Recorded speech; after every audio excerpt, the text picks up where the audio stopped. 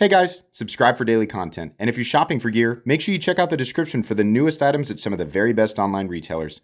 There's also links for some of the items that I personally recommend. Thanks! What's going on, YouTube? Metal Complex here, and today I've got another short little unboxing video to share with you guys. Something from KB or Kooby Knives Premium. Maybe? I don't know. Sometimes it's a KB and it's a basic, like almost a budget knife. Anyways, we will find out what it is together. Thanks so much to Kubey for sending this in. Thanks to my patrons for supporting me. I've noticed sometimes when they send me knives, I've noticed that finding a link where it's actually is there is a little bit tricky. So I'll either link, sometimes it's Kubey directly, sometimes it's like White Mountain Knives, and sometimes I have to resort to Amazon, which is always the last place that I'll link. But I'll try and provide a link for this down in the description. Thanks to my patrons for supporting me. Let's go ahead and open it up and see what we've got. Here's my railroad tie. Keep misplacing it. Make sure your notifications are on for the Metal Complex YouTube channel. That way, especially, you don't want to miss my live streams, my weekend giveaways. So, do we have a model number? KB418A, M390 in titanium color gray. The codes drive me nuts. Kubey or KB, you guys print the name of the knife on the box. The item code or the code for the model, I don't know what, like that. It seems probably more beneficial to the company internally, but like the name of the knife on the box would be really great. Anyways. Okay, straightforward. What do we have here? We got a little front flipper. Let's take a look. Open her up real quick. Factory sealed. Okay. Now, here there was a time here recently where I was, taking a look at some KB knives, and there were a few in a row where the prices were outrageous. Like they had priced these things up so high for what they were. And I don't know if there was something particular about those models that made them feel like that price tag was justified. And then unrelated to my content and assuming many others who were saying the same thing, they just priced the next few models better. I don't know. Or maybe they were like, okay, yeah, some of the prices are a little high. Here lately, I've noticed that their prices on their premium stuff have been far more reasonable. I'm going to take a look at this real quick and I'll tell you what I would hope and guess that it would be priced at. Let me get that little thing out of there. There! God. Okay, so anyways, we have a titanium frame. Very, very straightforward. Honestly, the same type of thing that we've been seeing since, well, forever, right? 2012. The KB logo, that's fine. Pretty minimal here. We got some T8 screws. We have a simple titanium backspacer. We have a lanyard hole. We have a simple milled titanium pocket clip. Back here, low profile flipper tab. What does this make me think of? So between the front flipper, oops, don't know if I love that. No, it was me. It was user error. Hold on. This could probably be a little bit higher. And honestly, on this, I'm going to say this, and you guys tell me if you agree with me or not.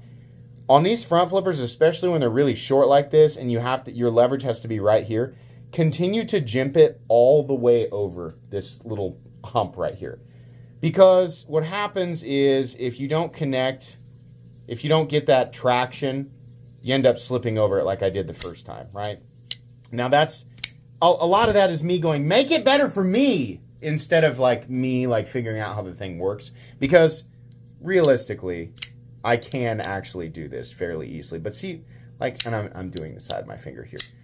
On this particular one, I don't have a lot of room, right?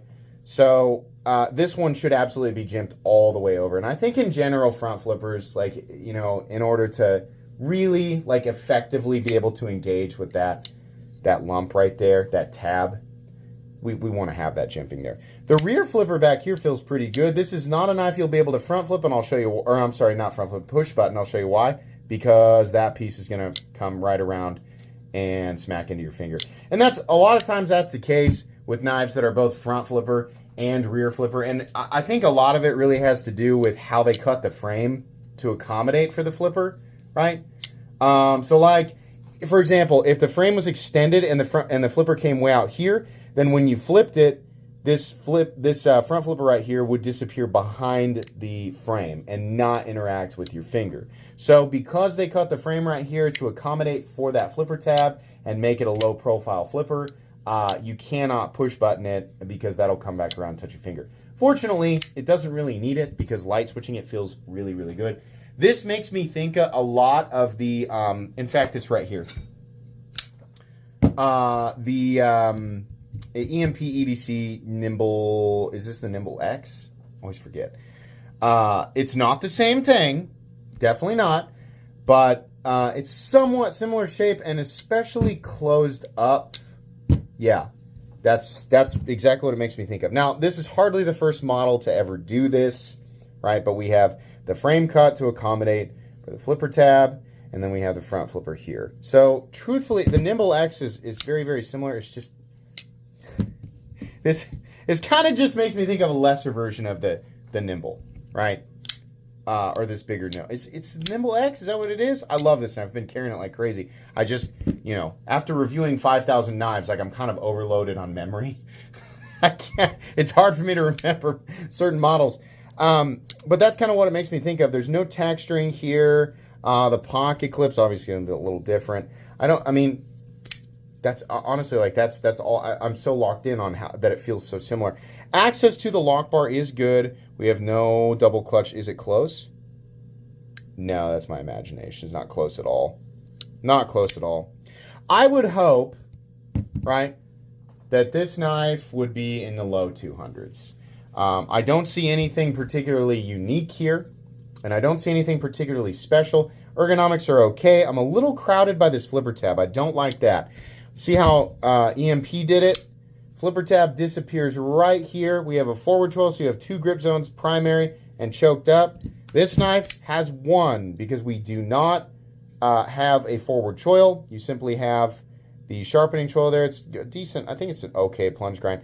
And then this flipper tab is just sort of this abrupt stop in the handle right here. And we're running into a little bit of jimping, right? I think this should have been curved a little bit differently, shaped a little bit differently. And realistically, I think the frame should have been shaped differently to accommodate for this flipper tab. That's exactly what happened here with the EMP. That flipper tab just disappears behind the frame that is shaped specifically to accommodate for it.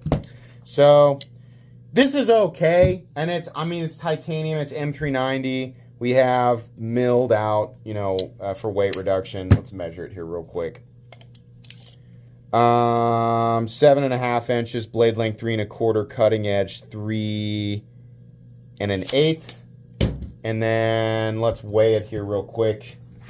I'm gonna guess this weighs right around 4, maybe 4 1/4. Yeah, 4. Okay. So this is okay, and assuming that they price it reasonably, like, it's fine. And the thing about this is that it's for somebody looking for a similar aesthetic, or they kind of like the idea of how the Nimble X was done, but maybe they don't want to pay for it, or they can't get it, maybe they're sold out. It's okay, but it just, like, handling it and manipulating it, I'm like, this is like a worse version of the Nimble X. Like, it has fewer options for deployment. It's not as grippy. It's not as ergonomically comfortable, right? Would I say the same thing if I had never handled this? I don't know. The design is okay. It's just like there's some things that I feel like were not completely and totally thought out. So, I don't know. This one might go straight to giveaway. If you guys don't know, like, the vast majority of the stuff that comes to this channel is given away during my weekend live streams. I only keep a small percentage of the stuff that comes in, and the rest of it's given away. This is still fine. It'll still make a good tool. It's still made well. Kooby does a good job manufacturing. But manufacturing quality is only part of the battle. In fact, as time goes on, manufacturing quality is becoming a much smaller part of the battle. Because everything nowadays on this, on this side of the knife world, right? There's still, like, absolute garbage being made.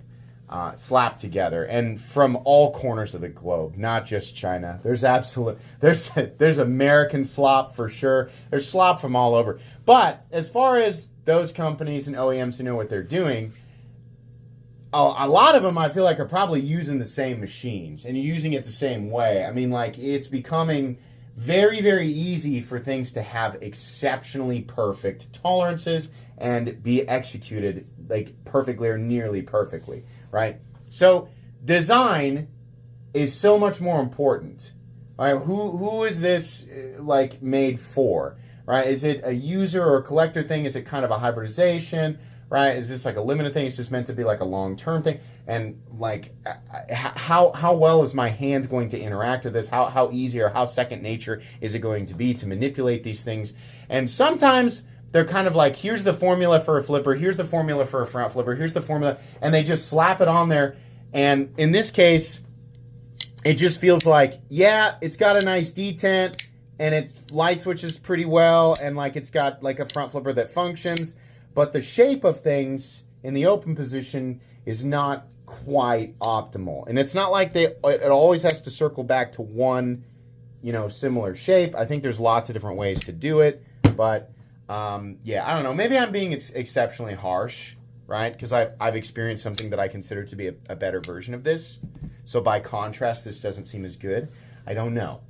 I'm not sure that I'm super interested in like doing a full review on this one. I don't know that there's a lot here that can be said outside of what I've already observed. I know I always say wait for the review. Like I can't really review something that just after unboxing it, but I've seen so many similar. I've seen so much of the same stuff, right? And this kind of feels a little bit low effort. I don't know. You guys tell me if I'm being slightly unfair. I'll still link it in the description. You guys can check it out if you want to. But this one doesn't scream needs further analysis, right? That's going to be it. Please make sure to follow me on Instagram at metal_complex. If you enjoyed this video, leave a like. If you'd like to check out my other content, I do, of course, have lots of videos of knives that are either expensive or inexpensive that I do or don't like, so check those out. And if you enjoy all my content, go ahead and click on that Metal Complex logo right there and subscribe because there's definitely more coming. Thanks again for watching, everybody, and have a great day.